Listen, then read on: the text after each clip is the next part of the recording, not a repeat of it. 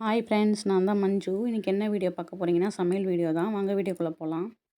யாருக்கெல்லாம் இந்த சாங்ஸ் ரொம்ப பிடிக்கும்னு சொல்லி கமெண்ட் பண்ணுங்க. எனக்கு இந்த சாங்ஸ் ரொம்ப பிடிக்கும். எங்க வீட்ல பார்த்தீங்கன்னா, நான் மதியத்துக்கு சாப்பாடு காலையிலேயே சேர்த்து சமைச்சிருவேன். என் ஹஸ்பண்டுக்கு மார்னிங் நான் சாப்பாடு கட்டி கொடுக்கணுக்காக காலையிலேயே சமைச்சிருவேன். அவங்க ஒர்க் போகாத அன்னைக்கு மட்டும் நான் மதியம் சமைக்கிற மாதிரி இருக்கும். எல்லார் வீட்லயும் பார்த்தீங்கன்னா, சமையல் செய்றதுலயே பெரிய பிரச்சனை என்ன குழம்பு வைக்கிறங்கிறது தான். அந்த மாதிரி தான் எனக்கும் இந்த பிரச்சனை. என்ன குழம்பு வைக்கணும், என்ன குழம்பு வைக்கணும்னு அன்னைக்கு ஃபுல்லா குழம்பிட்டே இருந்தேன்.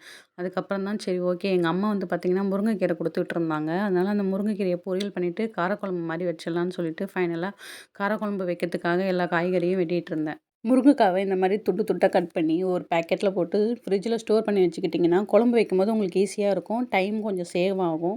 இது நான் எங்க அம்மாகிட்ட இருந்து தான் கத்துக்கிட்டேன். மாதிரியே யாராவது உங்க அம்மா பண்ற மாரியே நீங்களும் அத அப்படியே ஃபாலோ பண்றீங்களா? கமெண்ட்ல சொல்லுங்க. காரக்குழம்புக்காக பூண்டு, வெங்காயம், தக்காளி எல்லாம் ரெடி பண்ணி வச்சுக்கிட்டேன்.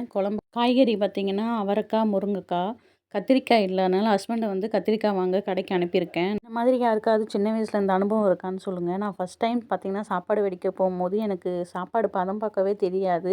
சாப்பாடு வெடிக்கவும் தெரியாது. அந்த மாரி தெரியாம ஒரு வாட்டி நான் என் மேல ஃபுல்லா அப்படியே ஊத்திக்கிட்டேன். அது அன்னையிலேருந்தே எனக்கு சாப்பாடு வெடிக்கிறனால இன்னை வரைக்குமே எனக்கு பயமா இருக்கும். ஆனா பார்த்தீங்கன்னா, அது நாளடைவில அது போக போக அந்த பயம்லாம் போய் இப்ப நான் சாதாரணமா சாப்பாடு கொதிக்கும்போதே பார்த்தீங்கன்னா, அது சாப்பாடு வெந்துச்சா இல்லையான்னு பதம் பார்க்குற அளவுக்கு கொஞ்சம் தைரியமா ஆயிட்டேன்னா, அது எனக்கே பெரிய விஷயமா தான் இருக்கு. இந்த மாரி அனுபவம் உங்களுக்கு இருக்கான்னு சொல்லி கமெண்ட் பண்ணுங்க. என் ஹஸ்பண்ட நான் கத்திரிக்காய் வாங்குறதுக்காக கடைக்கு அனுப்பியிருந்தேங்க. அரிசி உலையில போடும்போது போனாங்க. அந்த சாப்பாடே இப்ப நான் வெடிக்க போதேன். இப்ப தான் வந்தாங்க. அதுக்காக நான் அவங்கள திட்டிட்டு இருந்தேன். அதுக்காக அவங்க என்ன சொல்றாங்கன்னு பாருங்க. குழம்பு வைக்க தெரியாது, ஒண்ணும் வைக்க தெரியாது. ஐயையோ!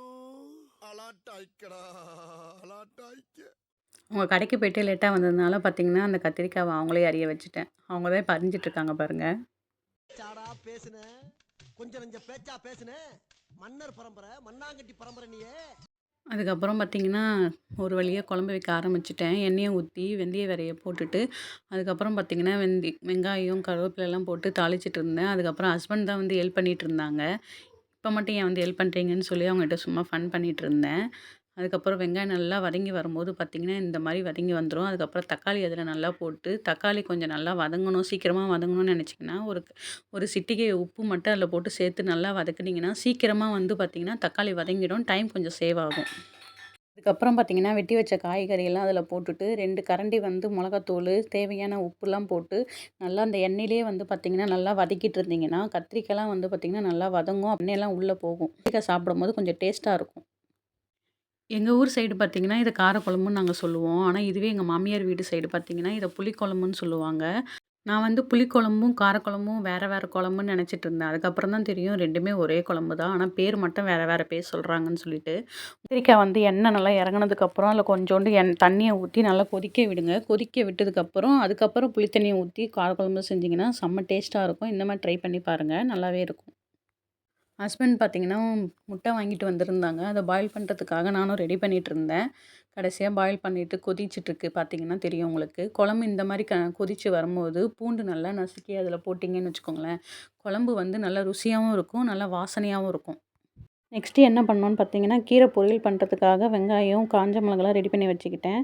ஒரு வாணல்ல தேவையான எண்ணெய ஊத்திட்டு, கடுகு போட்டுட்டு, அது பொரிஞ்சு வரும்போது கருவேப்பில, வெங்காயம்லாம் போட்டு நல்லா வதக்கிக்கணும்.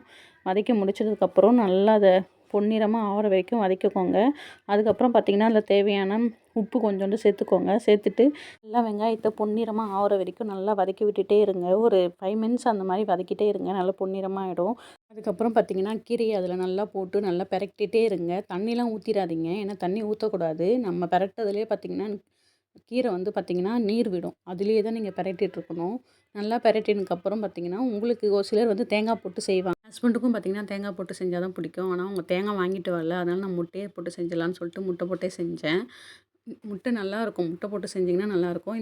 ஆனா, என் ஹஸ்பண்ட் பார்த்தீங்கன்னா, முட்டை போட்டு செஞ்சா சாப்பிட மாட்டாங்க. அதனால நான் அவங்களுக்கு பார்த்தீங்கன்னா, தனியா எடுத்து வச்சுட்டேன். அவங்களுக்கு முட்டை போடாத முன்னாடியே நான் தனியா எடுத்து வச்சுட்டேன். முட்டை போட்டதுக்கப்புறம் அவங்க சாப்பிட மாட்டாங்க. இந்த மாரி முட்டை போட்டு ட்ரை பண்ணி பாருங்க. சூப்பரா இருக்கும். இதான் ஃபைனல் அவுட்புட் எப்படி இருக்குன்னு பாருங்க. செம்ம டேஸ்ட்டா இருக்கும். சாப்பிடவே நல்லாயிருக்கும். வெறும் சாப்பாட்டிலேயே இத நீங்க வச்சு சாப்பிடலாம். ஒரு வழியா எல்லாம் சமைச்சு முடிச்சாச்சு. நல்லா காரம் சாரமான காரக்குழம்பு, சுட சுட சாதம், ஹஸ்பண்டுக்கு தனியா எடுத்து வச்ச கீரை பொரியலு, எனக்கு தனியா எடுத்து வச்ச கீரை பொரியலு, ஃபைனலா பார்த்தீங்கன்னா, நம்ம வீட்ல காரக்குழம்பு, முட்டை, கீரை பொரியல். இதான் நம்ம வீட்ல இன்றைக்கி சாப்பாடு. வாங்க சாப்பிடலாம். என் ஹஸ்பண்டும் சாப்பிட்டு பார்த்துட்டு நல்லா இருக்குன்னு சொன்னாங்க. இந்த வீடியோ உங்களுக்கு பிடிச்சிருந்துச்சுன்னா லைக் பண்ணுங்கள். சப்ஸ்கிரைப் பண்ணி வச்சுக்கோங்க. மோர் தென் வீடியோ நிறைய வரும். பாய்.